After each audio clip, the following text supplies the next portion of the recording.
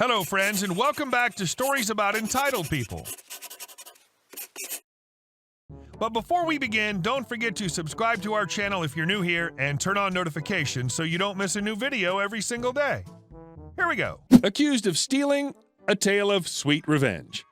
My mom works in a supermarket on the tills and has done so for about 14 years. She started about 3 months after the shop opened, so she's one of the longest-serving staff members there. She also gets on really well with everyone, staff and customers, and everyone knows she's not one for bullcrap. About 4 years ago, a new manager started in the supermarket. We'll call him MD for Massive D-Head. MD came from an inner-city job where I guess you had to fight to make a name for yourself. The supermarket my mom works at is in a small town, so they were unprepared for his shenanigans. One fateful morning, my mom was one of 2 checkout staff on duty. My mom was counting tills, getting them ready for when the other staff came in. The other girl was serving customers while counting one particular till. My mom noticed a small queue forming on the one active till. My mom went over to a different ready till and asked for the next customer. After serving that customer, the girl on the other till tells my mom she can handle the rest and to go back to counting the tills. So my mom gets back to the till she was counting, and MD is standing there. She also noticed she left the cash drawer open. He says, "Can I show you how to count tills, please?" My mom says, "Of course." So she starts counting this till from scratch. The till's down to 40 euros. My mom's a little flustered at this point. Her tills are only ever off by a couple cents, if ever. My mom said, "I must have miscounted. I'll try again." Again, she's down 40 euros. At this point, my mom is close to tears and says, "I don't understand. This till should not be off." MD, "I noticed the cash drawer was open and no one was here. Because of this, someone has obviously taken money and run. Unless the culprit is still here," very pointedly, "go home. You're suspended until an investigation can be made. Come in tomorrow morning for a meeting." My mom left the shop in a flood of tears. She offered to pay out of her own pocket, but was again told just to leave.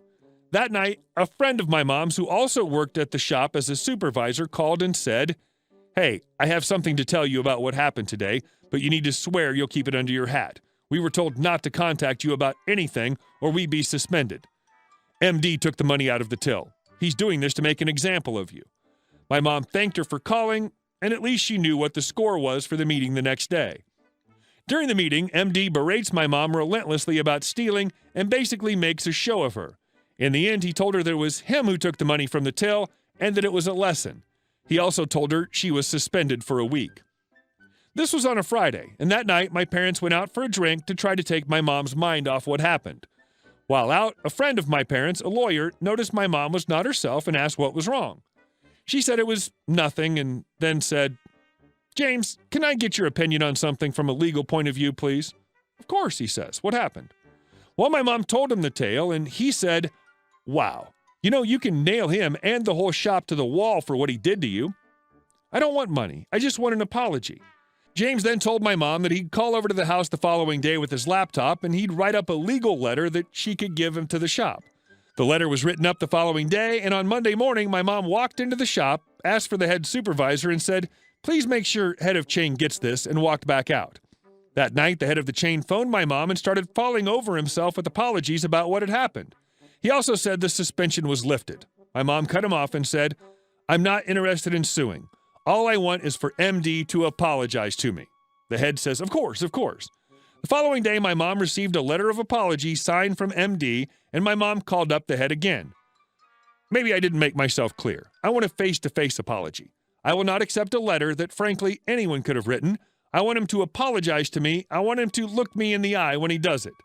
The following day, my mom got her apology, and a few weeks later, MD was no longer at the supermarket. The head never forgot about this and has since made my mom's life at the shop a whole lot more bearable. Woe betide any manager who tries that crap with her again. And our second story. Damn neighbor.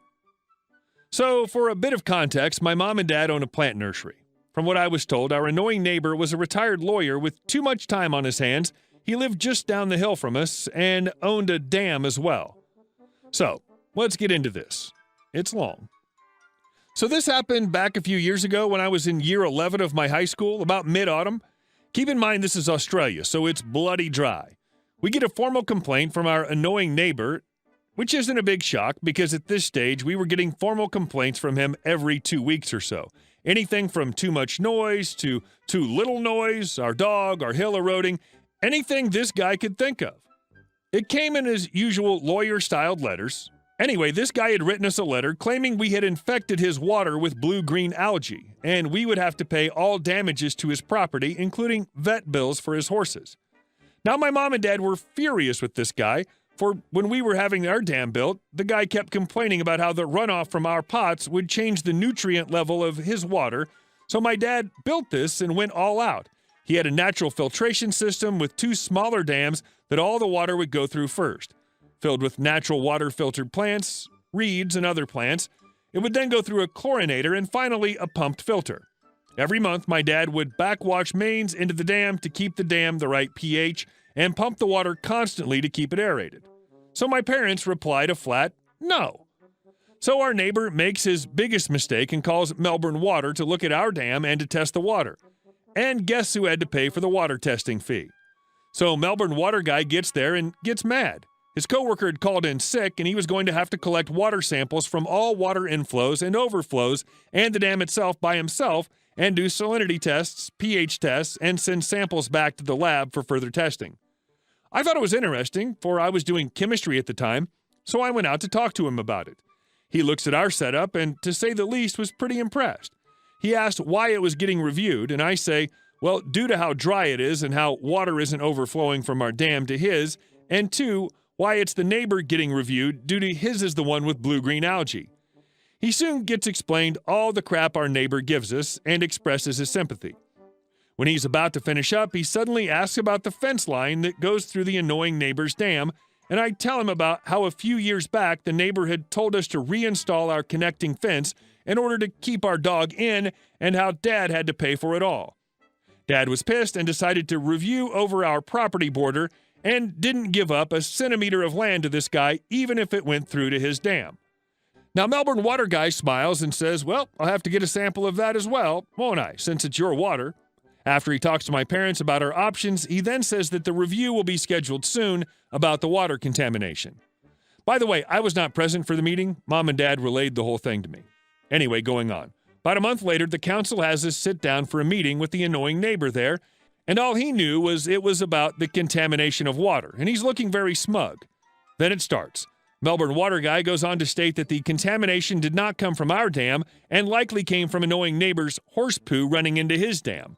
But without further testing on annoying neighbor's property, there would be no conclusive evidence. Annoying neighbor just looks confused because why have a council meeting for this? But Melbourne Water guy isn't done yet. He then goes on to state that there has in fact been contamination to our water from his, as we have a cubic meter of water coming across from his dam. I heard he went pale as he realized what this meant for him. He would have to pay us for damages. He quickly got composure and claimed, well, they don't use that cubic meter of water and therefore have no damage. Then it was my mom's turn. She got up and told the council that she wanted to use this water for water exhibit for our plants range when her customers come over to look at our plants. But she couldn't do so with the water contaminated. The council had already seen the plans and agreed. So the annoying neighbor was then forced to pay for Melbourne Water to come out and determine where the contamination was, then set up a filtration system similar to ours, which cost my dad about $20,000 to decontaminate the water so we could water our garden. And our last story. Family parks in our driveway and want to sue us because we towed their car. My family lives 2 minutes away from a very nice little Chinese restaurant. It's quite popular, but has limited parking, and visitors always have to park a few minutes away. Around 10 minutes away is a good spot that's even advertised by the restaurant. A few weeks ago, a family apparently thought the 10 minutes by foot was way too much and decided to park in our driveway, directly in front of our garage. Don't get me wrong, you definitely can't mistake our driveway for a normal parking space. We have flowers and a small tree surrounding it, like a small front yard. Anyway, we don't really know when they arrived, but when my mom came home at 7 p.m., the car was already there. She parked on the side of the road and went inside, thinking we had guests. When neither my dad nor me had anyone over, my parents asked all of our immediate neighbors, and when none of them knew whose car it was, we waited for an hour, then called a towing service. It was 9 p.m. by then. They came and took the car away. At around 11 p.m., someone rang our doorbell. Who would have guessed it was the family who owned the car? A mom, a dad, and 2 brats. When my dad opened the door, already PO'd because it was late, they started to scream in his face. "Where's our car? We parked it here and we went to the restaurant. Why is it gone?" This got my mom's and my attention too. My dad wanted to stay calm and told them that this was our private property and they illegally parked there, and that we got their car towed. After they heard that, the parents completely freaked out. The screaming and name-calling that followed made their kids cry, and my dad closed the door on them. We then went on with our evening. An hour later, let me remind you it was midnight by now, the doorbell rang again. My mom already went to bed, and me and my dad were in our pajamas. We both went to the door. The police stood in front of us. They told us that the family that stood behind them and had waited an hour in front of our house accused us of having totaled their car and ignored them. We told them what happened, and after they didn't see a totaled car anywhere and we were in our house, they believed us pretty quick. The officers told us their story and left with the family in tow. After that, nothing really happened until we got a bill in the mail. They seriously sent us their bill from the towing company and demanded us to pay it, or else they would sue us. My parents consulted a lawyer, and he told us to just ignore it. They can't do anything. After that, we didn't hear from them again. Hey guys, thank you all for watching the video. I'll see you in the next one.